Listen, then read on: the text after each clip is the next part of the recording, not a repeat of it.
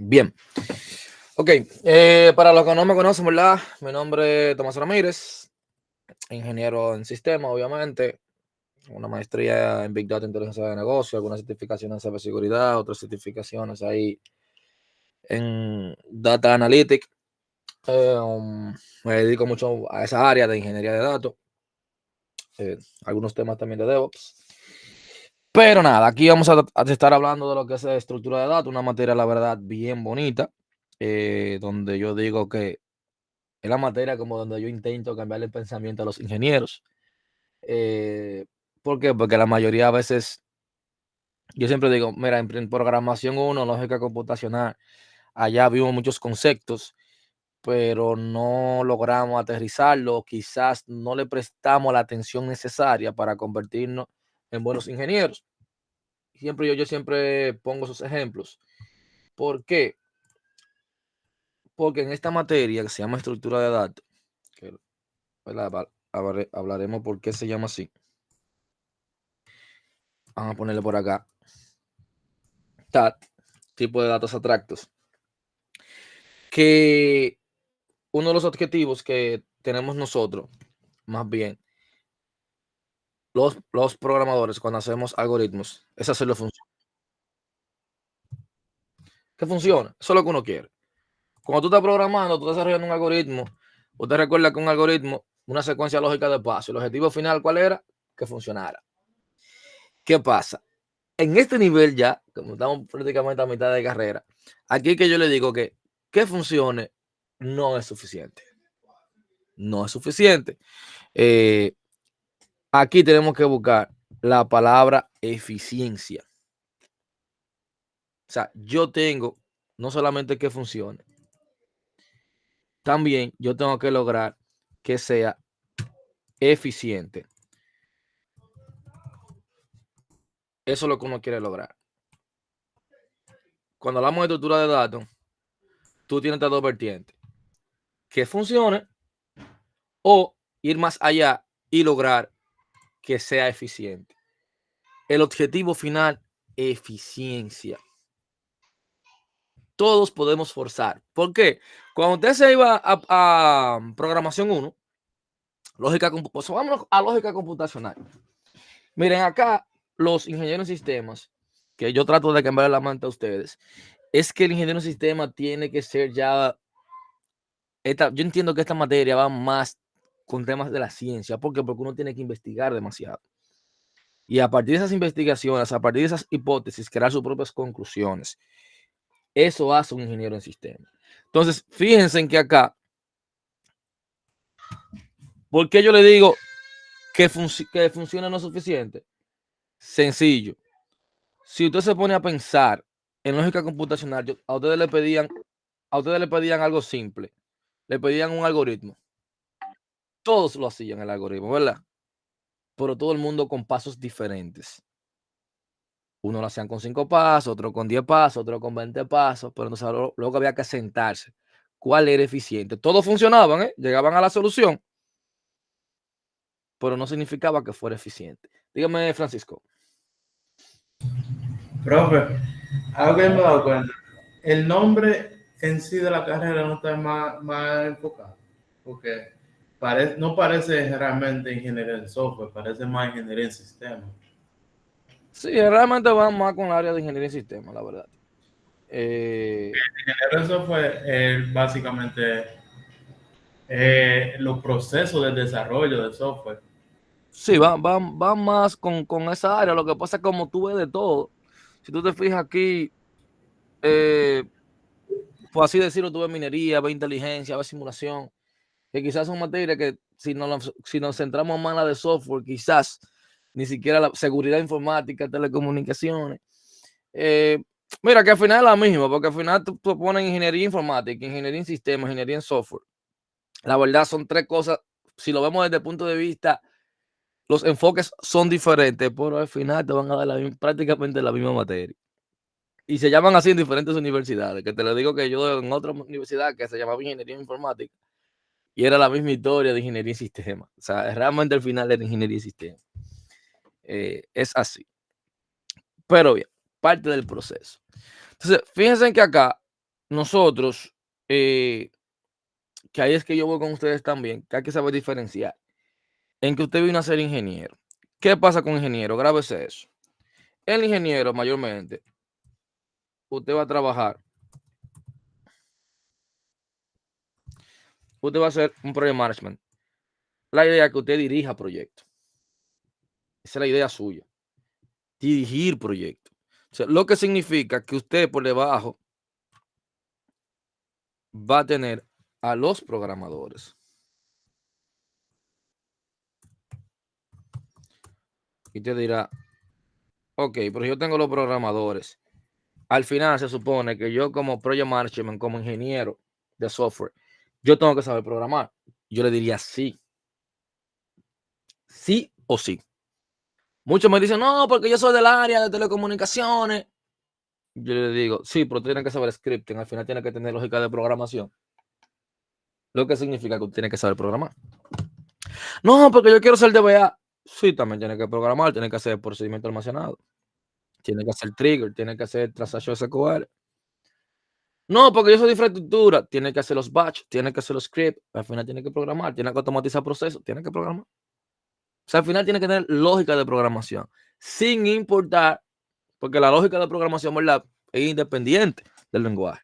Entonces, por eso es muy importante lograr que las cosas sean eficientes. ¿Qué pasa? Los programadores saben tirar sus códigos y siempre logran que las cosas funcionen. Pero usted como project manager que dirige a los, a los programadores, usted tiene que lograr que lo que ellos hagan sea eficiente. O sea, que aparte de que es un ciclo, aparte de que sea eficiente, aparte de que funcione, que sea eficiente. ¿Por qué? Porque anteriormente era suficiente con que funcionara. Miren que yo le digo que en programación, en lógica computacional, usted recuerda que usted entregaba un algoritmo y fácilmente te pedíamos 100 números, una gente lo hacía, que me imprima 100 números por pantalla, una gente lo hacía de una forma, otra gente lo hacía de otra, y al final tú tenías un resultado final. O sea, era una secuencia de pasos. Una solución te entregaba el estudiante. Es lo mismo para los lenguajes de programación. Entonces, aquí es que tenemos que comenzar a entender el porqué de las cosas. ¿Qué pasa? Yo voy a hacer una preguntita clave. Si yo digo esto, voy a poner entero X y Y. Y voy a poner flotante A y B. Y ahora yo voy a decir que X, voy a tener suma, va a ser igual a X más B, a X y Y, perdón. Y suma va a ser igual a A más B. Vamos a imaginarnos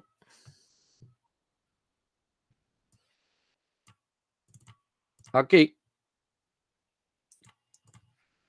que X, Y, A y B valen lo mismo. Tengo, por ejemplo, 4 y 4, 5 y 4 y 5 y 4. El resultado es el mismo. Si yo hago sumas igual a X más Y y sumas igual a A más B.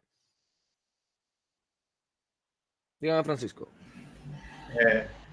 Visualmente podría ser el mismo, pero internamente la computadora lo va a procesar de manera diferente. Tiene un punto. ¿Por qué dicen que lo va a procesar de manera diferente? ¿Por qué? Porque la computadora tiene que trabajar más para procesar los flotantes, para procesar los puntos de los flotantes. Exactamente. O sea, ahí es que viene por qué nosotros, y yo siempre lo he dicho así, cuando tú quieres ser bueno en ingeniería de software, por eso que te hablan a la mayoría de trabajo hoy en día, como en compañías como Google, compañías como Amazon, compañías como Netflix, Microsoft, lo primero que te piden si tú manejas estructura de datos. Eso es lo primero que te dicen. Si tú manejas estructuras de datos. Pero porque una simple pregunta como la que yo acabo de hacer, que ahí es que voy, usted tiene que comenzar a cambiar la mentalidad. Usted tiene que comenzar a pensar que usted es ingeniero, hablar como un ingeniero. De hoy en adelante, yo no me puedo llegar a su casa y decirle a su mamá, mami, apágame la cajita del internet. porque ese no es el nombre, ¿verdad? Los médicos llaman las cosas por su nombre. Usted, como futuro ingeniero, va a comenzar a llamar las cosas por su nombre y saber su funcionalidad. No es la cajita del internet, ¿verdad? O sea, debemos comenzar a entender el porqué de las cosas. Muy, pero muy importante. Entonces, acá, fíjense, como decía Francisco, no es lo mismo. ¿Por qué? Porque la computadora tiene que hacer mayor esfuerzo. Visualmente tú vas a tener el mismo resultado, pero a nivel computacional es mayor esfuerzo yo hacer la segunda operación. ¿Por qué? Porque son flotantes. Entonces, en lógica computacional, a usted se le dijo que los tipos de datos tenían que un tamaño de memoria. O sea, ocupaban un espacio en memoria. O sea, para yo hacer ese cálculo, la segunda operación, voy a ocupar más espacio en memoria que en la primera. Lo primero es entender, como la ciencia de la computación, qué es lo que tiene que hacer la computadora para poder leer esa operación. Entonces eso significa que cuando yo voy a hacer una tabla, entonces yo tengo que sentarme a ver cada campo de esa tabla, si es importante, dependiendo que yo si le voy a poner que es string, si le voy a poner que es entero. Entonces la mayoría que yo pueda poner que sean enteros, que sean booleanos, que sean char, me conviene llevarlo a eso. Entonces ahí que tú comienzas a entender lo importante de las estructuras. Que usted dice, a mí me conviene más almacenar en una tabla un campo que diga de sexo, que sea más, que diga masculino y femenino, o que diga 0 y 1, o que diga M y F. Entonces ahí usted comienza a darle más sentido cuando usted está haciendo un diseño de base de datos. ¿Por qué? Porque hoy en día, recuerde que estamos en la era de los datos. Entonces, nosotros encontrarnos en la era de los datos, tenemos el inconveniente de que vamos a procesar millones de datos. Tú quieres guardar todo en tu sistema. Entonces, como yo quiero tener millones de datos, yo tengo que intentar que cuando yo cargo esos millones de datos, yo tengo que intentar que sea procesado lo más rápido posible. Y para yo lograr que sea procesado lo más rápido posible, entonces yo tengo que tratar de que su almacenamiento sea eficiente. Entonces ahí que yo le digo a todos, cuando usted vio las vistas en base de datos, cuando usted vio índice en base de datos, que también hay diferentes tipos de índices, usted no le dio importancia en esa materia. ¿Por qué?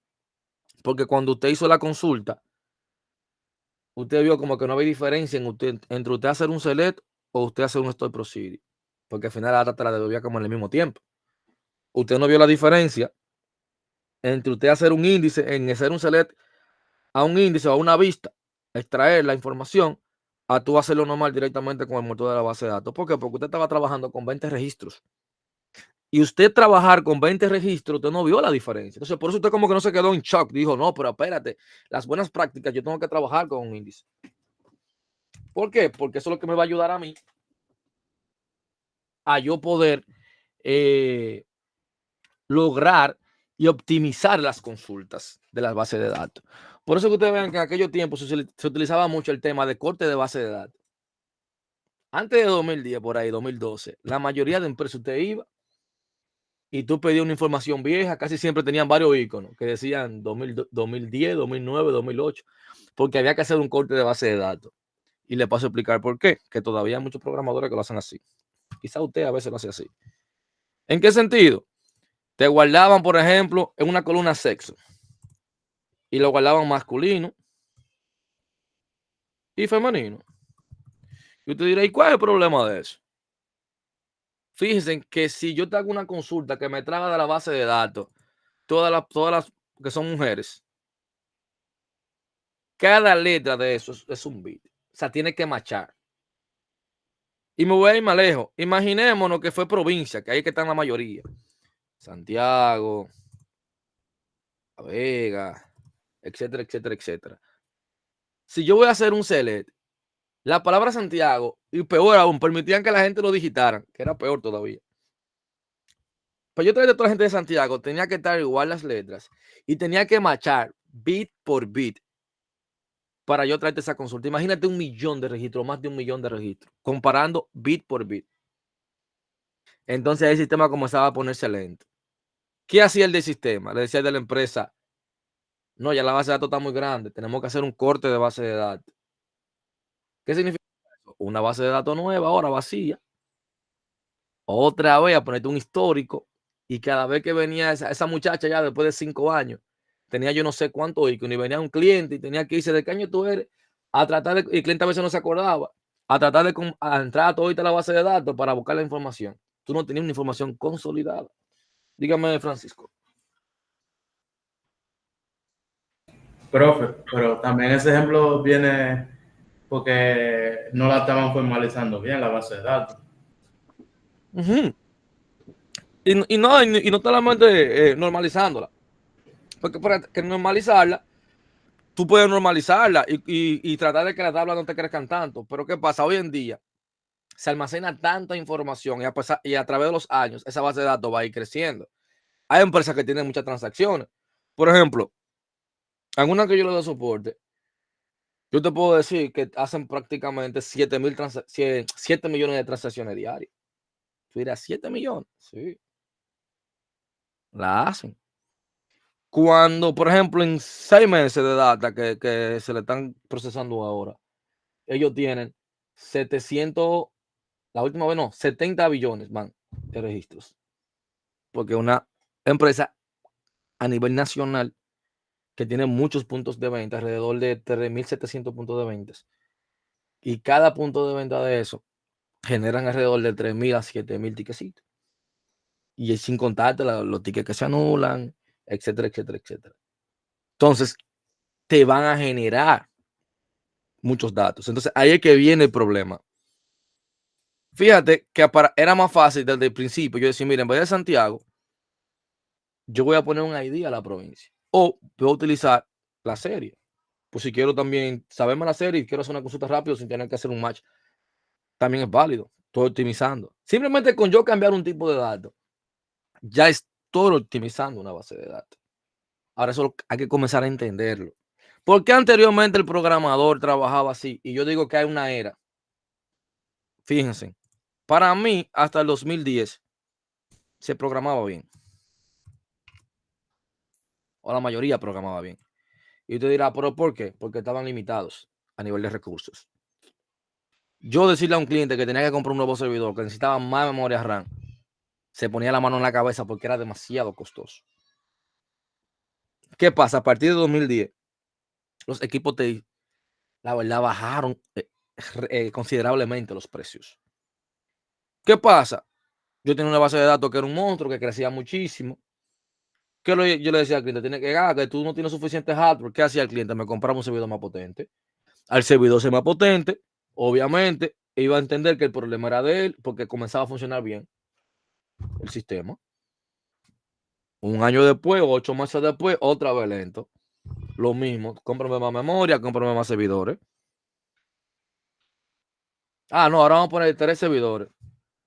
Si tú no encuentras data en esta base de datos, búscame en aquella, búscame en aquella. Oh, y era una solución. Entonces, ¿qué pasa? Luego vino el mundo cloud, la famosa nube. Que todo el que no tiene un data center inicia ahí. Todo el mundo inicia aquí, en el cloud. Fíjese bien. ¿Por qué? Porque había mucho. Antes este mundo no había crecido tanto en la nube, porque habían demasiado mitos, que era muy costoso, que no era seguro.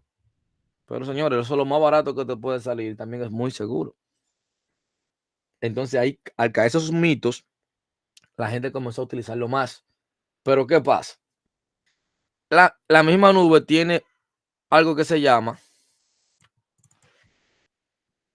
Pay as you go. O sea, paga lo que tú consumes. Entonces, ¿qué pasa? Ya para ellos, o la mayoría de software de hoy en día no es suficiente que funcione, tiene que ser eficiente, porque mientras más eficiente es, menos recursos yo necesito rentarle aquí. Por ende, tus consultas, tus inserciones en las tablas van a salir más económicas a la empresa. Por eso hoy en día te hablan de un arquitecto, porque también hay que entender que el mercado también se pasan de contento, como digo yo, porque se supone que el diseño debería ser un arquitecto, no un ingeniero, el diseño de la infraestructura, pero usted sabe que quieren que usted sea el arquitecto, que usted sea el ingeniero, que usted sea el tester, que usted sea el DTI, que usted sea el de redes en una sola persona. Pero fue lamentablemente el mundo que nos tocó, sobre todo en el mundo de las microempresas. Y también el ingeniero en sistema lo acostumbró a eso. Y por eso tú te quedas medias en un diseño. Porque la arquitectura es un mundo. Tú saber diseñar la arquitectura, dependiendo del sistema, dependiendo de la cantidad de usuarios, cómo se vaya a utilizar, cómo se vaya a compartir la información, eso es un mundo, es una carrera aparte para mí, porque es bien complejo. Para tú hacerlo de la manera más óptima. O sea, tú venías a un mundo cloud para diseñar el almacenamiento, los tipos de almacenamiento que tiene, en qué zona tú deberías tener ese video, dependiendo de la gente, donde la vayan a consultar. Eso es un mundo. Ahora, ¿qué pasa? El cloud, a partir de 2017, que fue otra vez que tuvo su auge, o que la gente comenzó a perder el miedo, que ahí vino el AWS, el Azure, Google Cloud, hay a uno muy famoso, DigitalOcean, Hosting, hay muchísimos, que ya la gente está acostumbrada a utilizarlo. Pero fíjense en que ellos te dicen, ok, ¿tú quieres que yo te cobre menos? Ah, pues entonces tu aplicación tiene que ser eficiente. Y ahí vino el tema de dockerización, microservicios, Kubernetes, es otro mundo aparte. Pero eso es lo que te da hoy en día. Eso es lo que te da hoy en día. E incluso yo, bueno, justamente este trimestre, yo lo voy a avisar con tiempo. Voy a dar algunos talleres. Estuve hablando con algunos colegas para hacer eso.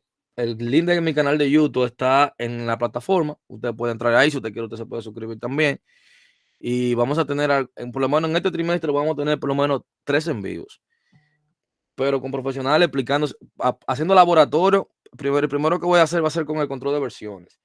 Que eso tiene que usted saber utilizarlo sí o sí. Usted no se puede ser ingeniero si usted no sabe manejar el control de versiones. Para que tenga una idea. O sea, usted no puede decirme a mí, sí, yo soy ingeniero de sistemas, soy ingeniero de software. No. Si usted no maneja el control de versiones, usted no se puede considerar. Porque eso es básico. Saber controlarlo. Entonces, muy importante que lo sepan manejar. Entonces, vamos a estar trabajando con esa parte y dando algunos talleres para ayudarle a ustedes a mejorar esas habilidades que muchas veces no la manejan. Pero bien, parte del proceso. Yo le estaré indicando también por el grupo de clase para que ustedes se conecten y podamos crecer ahí la comunidad y poder seguir trayendo personas. Pero ese tengo ese objetivo, que voy a traer profesionales, a traer cosas que se usan en proyectos reales para que usted aprenda. Esa es la idea. Incluso creo que recientemente subí uno de lo que le gusta el tema de la cybersecurity, creando un entorno de monitoreo. El video dura como 2 horas y pico, pero te están montando un laboratorio desde cero, de cómo se crearía esa infraestructura, desde cero, creando los servidores, creándolo en la nube, y conectando uno con otro, utilizando las IP públicas y demás que te ofrecen, y tú integrándolo entre todos. Creo que monté como 4 servidores y luego haciendo los monitoreos de todos ellos, que es bien interesante. Creo que se llama Slack. Sí, LTK Slack. Creo que es el penúltimo video en el canal de YouTube. Bien interesante para que lo que le guste el mundo de la cybersecurity y telecomunicaciones, que le va a ayudar mucho. Pero bien, regresando aquí, que es lo que nos interesa a nosotros. Miren, ¿por qué yo le pongo todo este contexto? Porque es para que usted entienda el porqué de las cosas. Fíjense que yo siempre he dicho, usted tiene que hacerse preguntas. ¿En qué sentido? ¿Cuánto tipo de datos no hay? Muchísimo. Ahorita yo hice la pregunta, ¿verdad? De un flotante y un entero, el mismo resultado, pero tú tienes que saber cuándo un flotante y un entero, cuándo usar uno, cuándo usar otro. ¿Cuánto? A ver, de ordenamiento. Tú tienes muchos métodos de ordenamiento, de vectores, de números, muchos. Incluso la primera tarea creo que yo pongo eso, a investigar eso, que la voy a habilitar ya mañana todas. Pero el tema está en que hay muchos. Pero entonces, ¿por qué existen tantos si al final, porque por eso que yo digo, usted tiene que cuestionarse? Porque yo te digo, ¿cuánto hay? Muchos, existen muchos métodos. Pero entonces, ¿por qué existen tantos? Entonces ahí es que usted tiene que venir y decir, porque cada uno tiene su cosa diferente. Ahí tiene que hacer cosas diferentes, que es lo chulo. O sea, cada uno tiene una forma de organizarse, cada uno viene para un rol en específico. ¿Qué pasa? La mayoría de ustedes, que ahí es que yo voy, porque por eso que nosotros tenemos que leer, de los métodos de ordenamiento, la mayoría, le digo que ustedes usaban la mayoría, el de burbuja. Y cuando tú investigas sobre burbuja, viene para fines educativos. Le digo porque usted usa de burbuja, porque con ese que se le explica en programación 1. Ese método que se explica, ¿por qué? Porque viene con esa metodología de que usted entienda el tema de ordenación. Pero para escenarios reales, no se recomienda que usted utilice burbuja. Ese es el peor de todo porque es el que dura más tiempo para organizarte un vector. Fíjate bien. Incluso en los libros de texto te lo dice. Pero la mayoría no acostumbramos a utilizarlo y seguimos utilizándolo. No indagamos más allá. No nos preguntamos, ven acá, ¿por qué dice que hay un sort? ¿Por qué dicen que hay un sort? Porque al final todos tratan de ordenar. Entonces, ahí mismo viene con el tema de las diferentes estructuras. ¿Por qué hay tantas? ¿Por qué razón tienen que haber tantas estructuras de datos? Pero lo primero que debemos estar claro, la principal razón por que la persona aprende lenguajes y técnicas de programación es utilizar la computadora como una herramienta para resolver problemas. Eso es lo que uno quiere. Entonces, ¿qué pasa? Ahí viene la técnica de abstracción de datos. La abstracción de datos viene siendo la técnica para usted crear nuevos tipos de datos. ¿Y para qué tú quieres crear tus propios tipos de datos? Para que sean más adecuados a la aplicación que tú estás realizando. O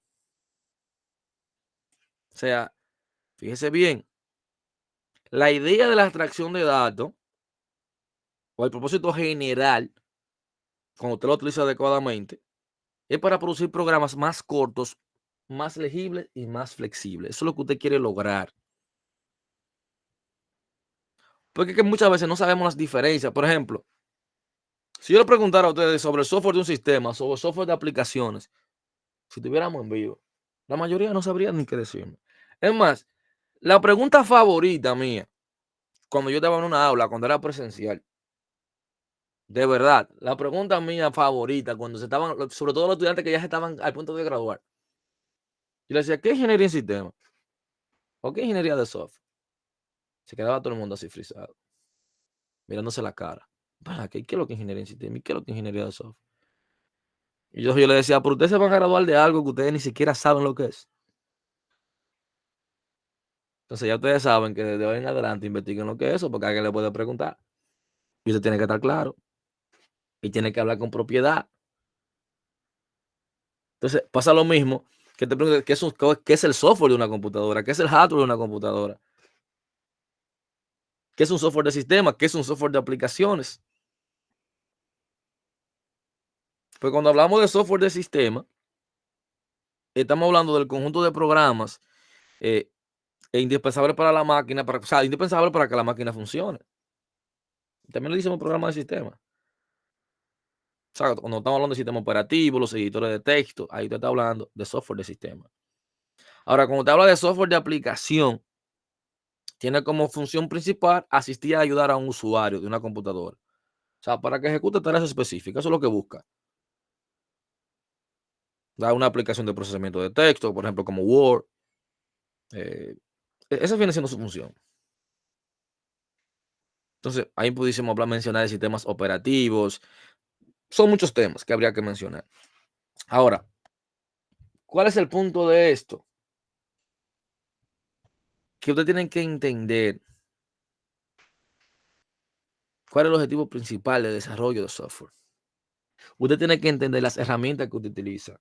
Por ejemplo, la mayoría de nosotros, usted utiliza un lenguaje orientado a objetos. Cuando comenzamos a utilizar lenguaje orientado a objetos, se fue el boom.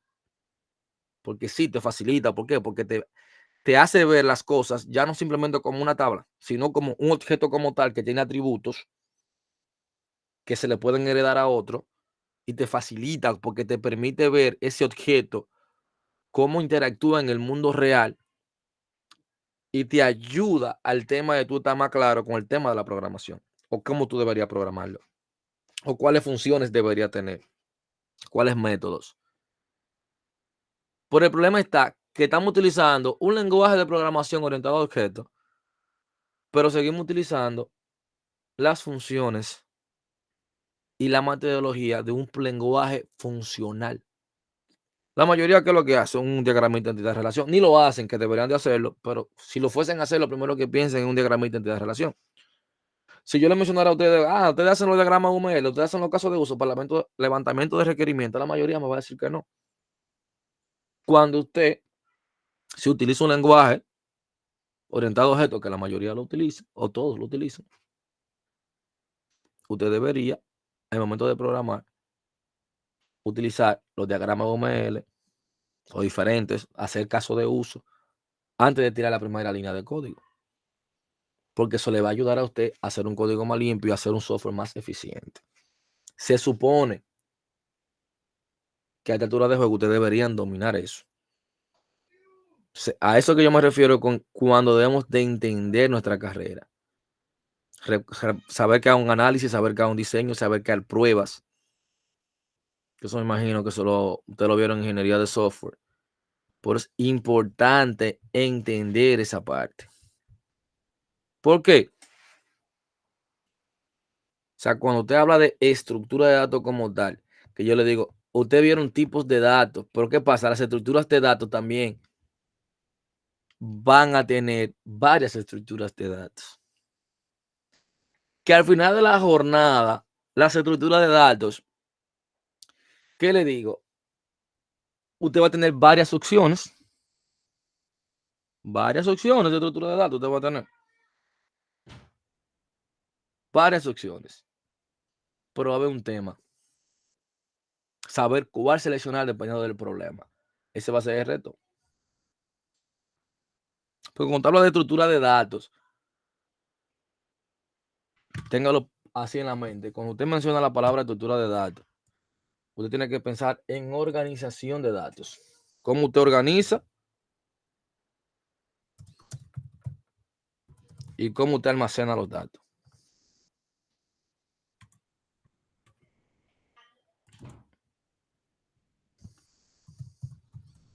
Cómo organizar, cómo almacenar los datos. O sea, te dirá, ok, por la estructura, que luego yo le estaré explicando. Porque lo mismo que usted hace con una estructura de datos, usted lo puede resolver con un vector, lo puede resolver fácilmente con una matriz. Y ahí es que yo voy. Cuando usted se enteró, usted decía, ok, yo tenía un número que yo hago una operación que me dice que 2 más 2 son 4. En una calculadora. Pero luego tú te enteraste que tú podías utilizar variables. Y esa variable te podían leer cualquier número. Es decir, que si yo te quería hacer 10 operaciones, yo la podía hacer utilizando esas dos variables nada más. Y hacía las 10 operaciones. Pero luego también usted se enteró que usted podía usar vectores. Que yo podía resolver un algoritmo que te decía, que lea la nota de 10 estudiantes. Si eran 10 estudiantes, yo tenía que tener 10 variables. ¿Qué pasa? El programa era más extenso, la lógica de programación más extensa y más cansado todo. Hasta la computadora sí iba a funcionar más. Para resolver el problema, al final iba a funcionar. Pero luego cuando usted descubrió los vectores, tú dijiste, pero ven acá. Con un solo tipo de datos, como son los vectores, yo puedo resolver este problema y lo resuelvo prácticamente en 5 líneas de código. Pero luego te dijeron que te tenías que poner los nombres de los estudiantes y también las notas. Tú dijiste, no, pues yo lo resuelvo con 2 vectores, todavía sigue fácil. Pero luego tú dijiste, no, pero también hay otra cosa, que son la matriz, que te van a ayudar todavía a optimizar ese problema. Pero entonces ahora que yo con una sola matriz puedo resolver mi problema. Porque en la matriz yo puedo guardar tanto los nombres como la nota. Entonces, luego vinieron las estructuras también a decirte, mira, hay situaciones a veces que tú necesitas una matriz, un vector, un tipo de dato, un entero, y al final es un objeto como tal que tiene atributos. Entonces ahí es que viene la parte que te dicen, pero entonces yo tengo varias estructuras. De todas las estructuras que yo tengo, ¿cuál voy a utilizar para resolver el problema? ¿Cuál utilizo? Y eso es lo interesante. Que está diciendo, ok, ¿cuál voy a utilizar para yo resolver mi problema? Y ahí es que viene todo lo interesante de este mundo de la estructura de datos. Voy a tener varias, voy a tener una colección y al final voy a resolver los inconvenientes. Entonces, cuando hablan de estructura, lo primero que tiene que llegar a la mente, la abstracción. Esa es la palabra clave. O sea, lograr el mayor nivel de abstracción ha sido uno de los puntos fundamentales en el desarrollo del lenguaje de programación. O sea, usted la puede tener en 2 formas, la abstracción. ¿Cuáles son? Usted puede tener, vamos a decirlo así, en los datos y en las estructuras de control. O sea, la abstracción usted la puede lograr en los datos. Vamos a ponérselo por aquí. Cuando hablamos de abstracción, lo va a tener en los datos y en las estructuras y en las estructuras de control. Usted lo va a obtener. ¿Por qué? Las dos son sumamente importantes para la programación, pero la abstracción de datos siempre se ha dado en forma más natural. Porque usted siempre trata de mantener la información organizada. Entonces, tener los diferentes tipos de datos viene siendo lo que usted quiere, pero tenerlos correctos tiene que ser su objetivo. Entonces, ¿qué pasa con el tema cuando dice la palabra abstracto, abstracción? Ya te dice, ok, abstracción. ¿Qué viene siendo algo abstracto? Que nos permite ocultar ciertos detalles para el usuario. Porque hay muchos detalles que el usuario no tiene que verlo, ¿verdad? Solamente le dejamos a la vista al usuario la información importante, lo que ellos necesitan. Eso es así. Cuando usted, por ejemplo, dice, mira, es un gato. Ya tú dices la palabra gato. Tú no estás diciendo ni tamaño, ni de qué raza es ese gato. Tú dijiste gato. Ya la gente se hace una idea. Entonces, yo le voy a mostrar al usuario lo que le interesa más. Esa va a ser la idea. Entonces, ahora, al principio, ¿qué es lo que usted va a tomar en cuenta? Los tipos de datos. Ese tiene que ser su norte. Saber que existen muchos tipos de datos, que usted lo va a manipular, ¿verdad? Y saber seleccionar ese tipo de datos. ¿Cuándo yo lo voy a utilizar? ¿En qué escenario? ¿En qué momento? ¿Cuándo es que es mejor conviene usarlo? Que la primera tarea va a tratar de eso. Dígame, Francisco. Profe, disculpe, pero cuando usted habló de la abstracción, yo me confundí porque yo pensé que en la descripción que usted dio estaba describiendo la encapsulación. Se estaba, O sea, cuando se usted estaba dio describiendo. la encapsulación. No, eso viene Que, siendo abstracción. sí, porque la Eh, encapsulación, o sea, definiéndola como yo la conozco, es el proceso que oculta los detalles del soporte, que fue lo que usted dijo. sí, al Y final tú vas. yo la conozco como el proceso de extracción de las características esenciales. No, pero en este caso, nosotros estamos hablando de tipos de datos abstractos. Por ejemplo, en el tema de abstracción, en cualquier área, o sea, te va a permitir ocultar ciertos detalles para el usuario. La abstracción. No extracción, abstracción. Abstracción. Oiga la definición. La abstracción, el proceso de extracción de las características esenciales de algo. Encapsulación, proceso No, para está bien, está bien. Al final es lo mismo, porque no, ya yo, características. ya yo entendí tu confusión, porque al final es lo mismo. Porque yo te estoy diciendo que tú vas a ocultar los detalles para el usuario, dejándole a la vista lo más importante. Tú estás diciendo que tú vas a extraer lo que el usuario necesita, al final es lo mismo. O sea, en la definición que tú tienes, tú estás diciendo que tú vas a extraer las informaciones o las características más relevantes hacia el usuario. En la que yo te dije que la abstracción es el proceso que tú tienes para ocultar ciertos detalles para el usuario, dejando a la vista solo la información importante. Bien, o sea, al final es lo mismo, porque tú estás diciendo que tú vas a extraer lo más importante. Yo te estoy diciendo que tú vas a ocultar muchos detalles, solamente dejando a la vista los más importantes, porque hay cosas que el usuario no necesita ver. Por eso que ustedes van a crear su propio tipo de datos para hacer ciertas operaciones. Denme un segundito.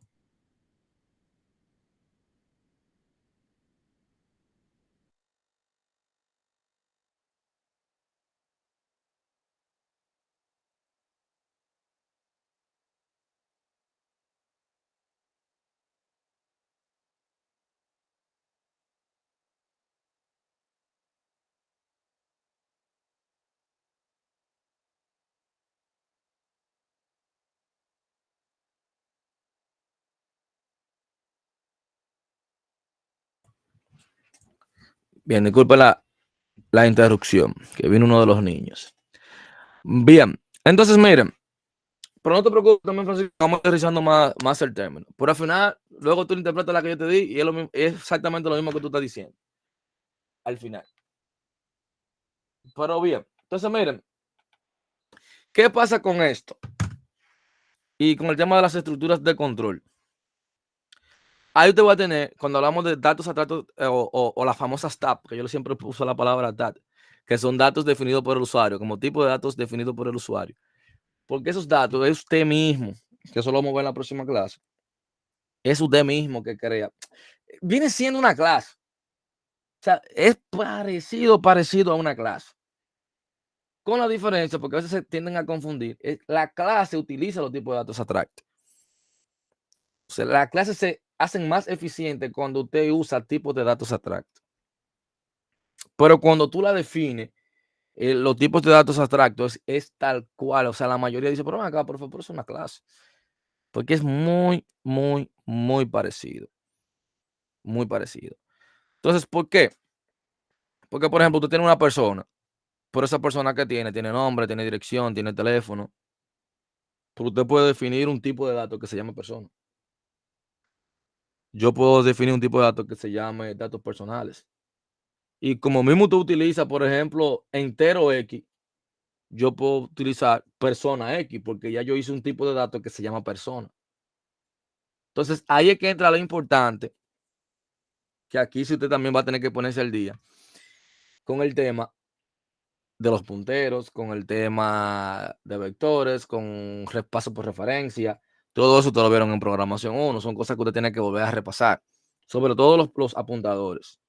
¿Por qué? Porque usted se le enseñó allá en programación 1 el uso de apuntadores y la importancia que era y cuándo utilizarlo.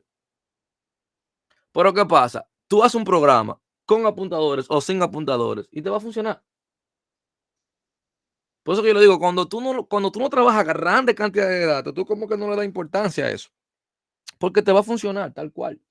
Y tú vas a decir, pero aquí, ¿para qué yo voy a utilizar apuntadores cuando la lógica de programación y la estructura del programa es un poquito más compleja para yo solucionarlo? Mejor yo lo hago normal y no utilizo apuntadores. No, ahí está el problemita. Porque incluso cuando vayamos a utilizar las estructuras de datos no lineales y las lineales, se van a utilizar con apuntadores. Entonces, usted tiene que saber cómo trabajar con apuntadores. Es lo primero. O sea, que es muy importante. Entonces, aparte de, eh, como le decía, son de las cosas esenciales que se deben de manejar. Pero muy esenciales. ¿Qué van a ser las primeras investigaciones que ustedes van a tener? Entonces, ¿qué es lo primero que usted va a hacer en estos días? Usted va a venir aquí, vea.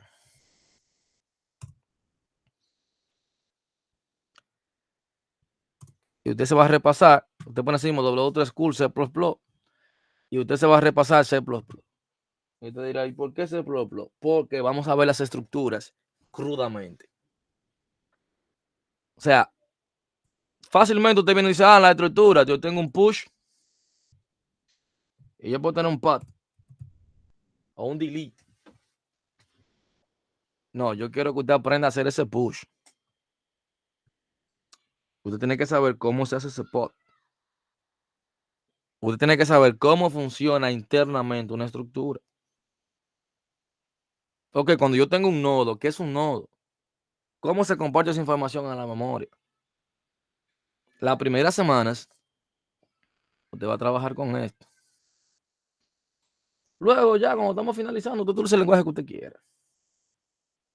Pero al principio, vamos a trabajar con este. Entonces, es decir, que usted lo vio en programación 1. Todavía sigue siendo uno de los lenguajes más utilizados, todavía, por su eficiencia. Lo que significa también que usted va a repasar por algo todavía que sigue en vigencia. Pero es importante que usted vuelva y entonces en esta semana ya usted venga otra vez con la sintaxis estudiada de C++. Muy, pero muy importante. Como le indicaba, ya en esta semana, mañana te va a tener la tarea habilitada. Lo que pasa es que la plataforma estaba oculta. Y hoy apenas me dio chance de poner los datos personales en algunas materias. Para ya hacer la planificación de las tareas y habilitar 2 o 3 tareas ahí para que ustedes la vayan trabajando. Muy importante que usted sepa el tiempo de entrega. Otra cosa muy importante, que muchas tareas cuando se cerraron no se vuelven a abrir, porque de esas tareas muchas veces la analizamos aquí en clase. Y una vez ya que la analizamos, esa tarea se cierra. No hay forma de que usted la pueda volver a enviar, porque ya la solución la dimos en clase. O sea, porque van a haber noches que vamos a venir acá, donde ustedes van a trabajar en grupo para hacer ejercicios de estructura, utilizando estructura de datos. ¿Cuáles van a ser los grupos? No se preocupe porque va a ser de manera random. O sea, los grupos se forman de manera random. Yo lo formo por aquí. Trabajamos, yo voy pasando por cada grupo, dando las instrucciones, lo que vamos a hacer, los análisis que vamos a realizar. Esa es la idea. No es que yo voy a venir aquí todos los días y a hablar. No. Yo voy a aplicar algunos temas de estructura de datos, vamos a analizar bloques de código, vamos a analizar buenas prácticas, pero también vamos a hacer ejercicios acá, donde también usted va a analizar. Entonces usted se pone al día con este. O sea, esa es una de las asignaciones que usted tiene para la próxima. Bueno, sabe que una semana sí, una semana no. Ponerse al día. No se quede para última hora. Usted sabe que miren, este es uno de los trimestres más complicados. De verdad. Yo siempre le he dicho, por el tema de que está Navidad, la fiesta de la empresa, etcétera, etcétera, etcétera, etcétera. La clase de diciembre, yo no sé por qué. Yo le garantizo que a partir del día 10, la clase que uno va a tener, se van a conectar 2 o 3 gaticos, como digo yo. ¿Por qué? Porque no se conectan. Pero yo doy mi clase igualita. Entonces, tenemos que tener esa parte pendiente. De tratar de no atrasarse para que no se le acumulen cosas. Tú sabes que este trimestre termina en enero, que también es otra, que usted viene desconectado de lo que es la clase. Y desde que usted regresa, ahí mismo viene la semana de entrega del proyecto final. Más complicado todavía. Usted va a tener que reencontrarse después de las fiestas de Navidad con un proyecto final. Entonces vaya planificándose y preparándose mentalmente, que usted sabe que usted se inscribe este trimestre. Entonces no es bueno, ¿verdad? Que deje pasar el tiempo. Entonces, miren, ¿cómo van a ser las entregas? Las entregas van a tener 2 formatos. Siempre se entregan en PDF. Las prácticas. Cuando yo te entrego, te pido la tarea práctica, ¿qué tú haces? Captura de pantalla del código y también ustedes pueden trabajar, aparte de la captura de pantalla del código, la salida del código. Cuando yo digo la salida es, si yo te pedí, no sé, sumar que 2 más 2 son 4, ok, tú pones comentado, mira, esta es la operación que me permite que 2 más 2 son 4, explicando qué es lo que tú estás haciendo ahí. Y la salida es cuando tú corres el programa y tú pones el 2 más 2 y te da como resultado 4. O sea, te pone el punto y pone la salida, donde se vea que eso funcionó. Se carga el PDF y también se carga el punto CPP, que el punto CPP viene siendo el ejecutable del código. Ahora, yo corrijo vía el PDF. El punto CPP viene siendo que si por X o Y razón yo no vi bien el código, bueno, quizás usted pudiese, si yo lo descargo en otra computadora, no en la mía, para visualizar si ese código realmente era lo mismo que estaba en el PDF o lo que yo no pude ver, tal vez lo veo en el punto CPP que usted puso. Puede ser. Eso viene siendo como una forma de usted validar, pues si va, no se veía bien o yo le puse una nota que no era. Reclamar vía ese punto CPP que viene siendo la prueba. Dígame, Edison. Profe, una pequeña duda. Usted comentó que la primera tarea vamos a trabajar en C++, ¿verdad? Podemos utilizar cualquier herramienta, pero en mi caso siempre yo utilizo Visual Studio. Sí, no hay problema con eso. Supongo que con cualquiera. Incluso, mira, hay una que es de C++, que es muy buena, que ahí te dan la mayoría de librerías. Eso es muy buena para el tema cuando te dan errores, porque te da como mejor, te da como un mejor debut que el ¿Cuál es mismo esa? Visual Studio Code. Este de acá, Def C++. Esa es buena, pero también el Visual Studio Code tiene una extensión, o sea que no hay problema. Ah, ok, Con eso tú ok. no vas a tener Muchísimas gracias, profe. siempre. Porque usted le dan una extensión a Visual Studio Code y es lo mismo, te va a funcionar bien también. O sea, lo importante es que tú pongas cuando tú lo dejes ejecutar el código, que la salida que te dé, tú la muestres. Es lo importante.